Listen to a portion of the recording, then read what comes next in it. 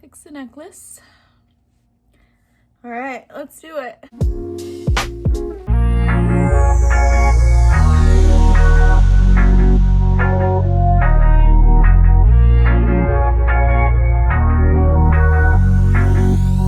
Hello everybody, welcome back to Coffee Breaks with Brie, Ghost Edition.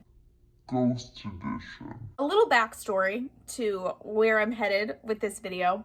A couple years ago, I moved into my grandmother's home where I live right now. I was her caretaker during cancer and chemotherapy, and unfortunately in May of 2018, my grandmother lost her battle to cancer. It was, and still is, extremely difficult to think about and even talk about. Sometimes I can't even think about it or talk about it with someone without getting teary-eyed and just really emotional. Going through the process with her, watching her go through chemotherapy and kind of just struggling through hospice until the very end was really, really tough for me. And I do think it has brought upon some energy here within the house, not this exact location, but upstairs. Now, I am not an expert. I'm not, a paranormal investigator. I watch shows and I'm obsessed with things that are all about ghosts and the paranormal and witchcraft and aliens and all of that Bigfoot, crazy cryptid stuff that you always see on TV shows or you can read about on the internet. Yes, I am very, very much into that stuff. Again, I'm not a professional when it comes to the paranormal, but I do believe that I have experienced things that are a little out of the ordinary when I've been living here. Back when my father was a kid, he did live in a house that was haunted. He experienced a boatload of different things that have happened, and hearing the stories is always really interesting because it is something that I've been interested in for a while, but they're also pretty terrifying as well. It's not something he loves to talk about.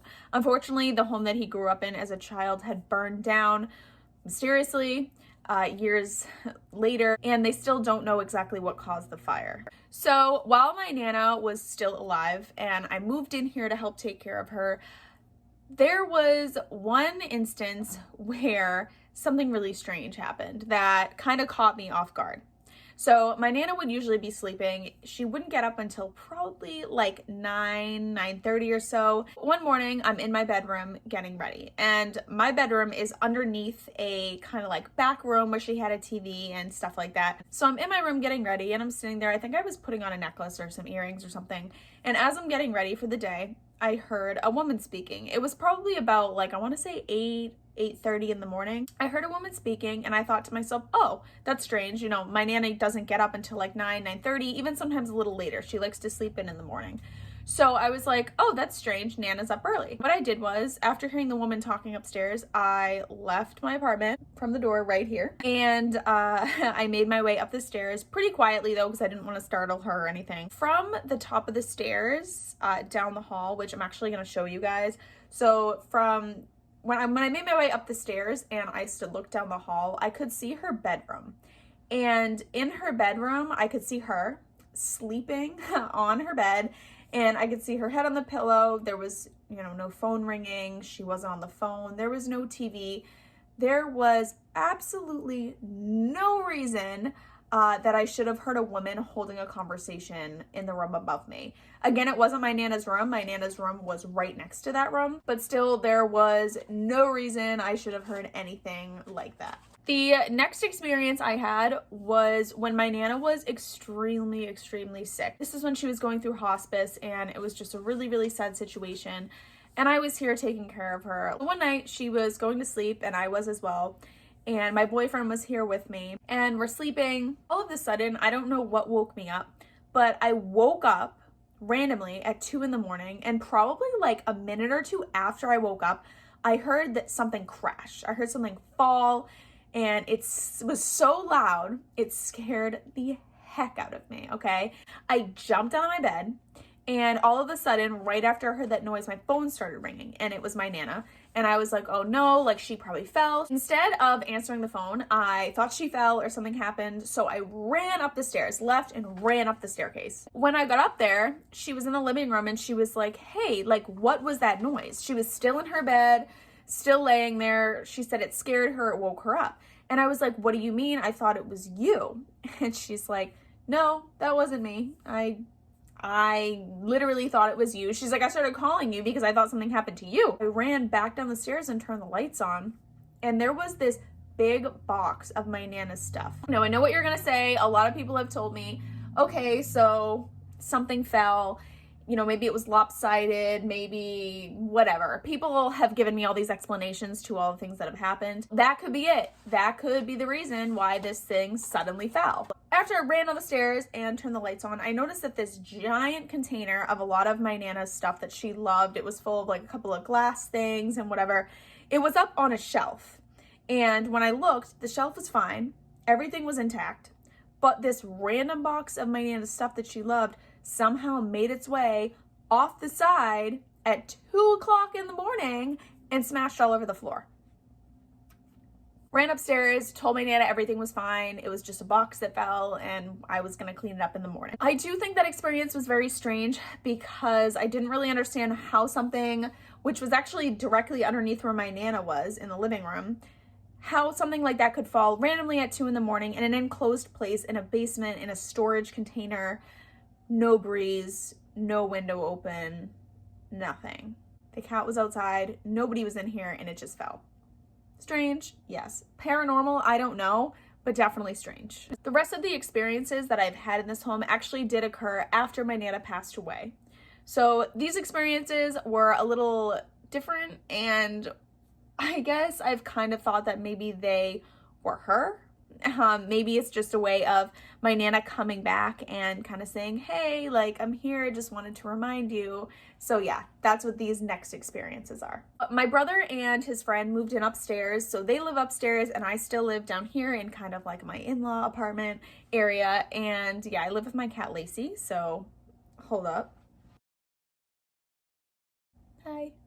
So this is my cat Lacey. She's been living with me for, what is it, like 3.5 years now? 3 years? Yeah, am I right? Okay. Yeah, so she's been with me for the past 3 years. She has lived through basically, I think, all of these experiences, almost all of them. But yeah, she is my little companion here in my apartment. Look at how cute. And yes, she's a female tabby cat. She is the best, sweetest, most loving cat that I have ever met or adopted in my entire life. All right, say bye, Lacey. We're continuing our ghost story. So the next story that I have in my mind here as I'm trying to remember them all in order of what's happened. After my brother and his friend moved in, there was a night that I was getting ready for bed. It wasn't too late. It was probably, honestly, maybe like 11 o'clock or so at night. And I'm getting ready for bed and I'm shutting the lights off, laying down, getting ready to go to sleep. And I heard the noise of like a chair, like almost like someone like dragged a chair, like really quick, like not like dragging like a long time, but it was kind of like my brother's friend wasn't here at the time and my brother was upstairs. After I heard it, I texted him and I was like, hey, what was that noise? And he was like, honestly, I have no idea. I thought that was you. Are you in the kitchen downstairs, in your kitchen? And I was like, no, I thought that was you. Did you like move something? And he was like, no, it sounded like a chair. And I was like, oh my God. So my brother and I both kind of experienced something similar there with a chair or something that sounded like a chair being dragged across the floor. Now, we're not paranormal investigators. We didn't go and try to like debunk these things, but these are, again, are just really weird experiences that we've had in the home and that I have had personally in the home. The next thing that has happened is probably the scariest thing that has happened here. Now, I wanted to point out too that none of the stuff that happens here seems to be evil or demonic. Everything here so far, hopefully even after making this video, has been pretty calm. You know, it'll make noises, things will tap, you'll hear voices and things like that. But I think the creepiest thing is probably what I'm about to share with you guys. Now, a lot of people, a lot of my friends, my brother have kind of tried to like debunk this video. They have heard it, they've listened to it, they've slowed it down, they've sped it up. You can put it through different things. I don't know. That's more of my brother's thing. Audio and video is more of my brother's thing. I'm about to play a video for you guys. A lot of people have talked about how they don't think it's real. They think it's a car outside. They think it's the heat coming on. Maybe it is, but I think it's creepy. Okay, I think it's really weird. Take it how you want it. Take it and leave it how you want it. Comment below if you think you know what this noise is, but like to me, it sounds like somebody talking.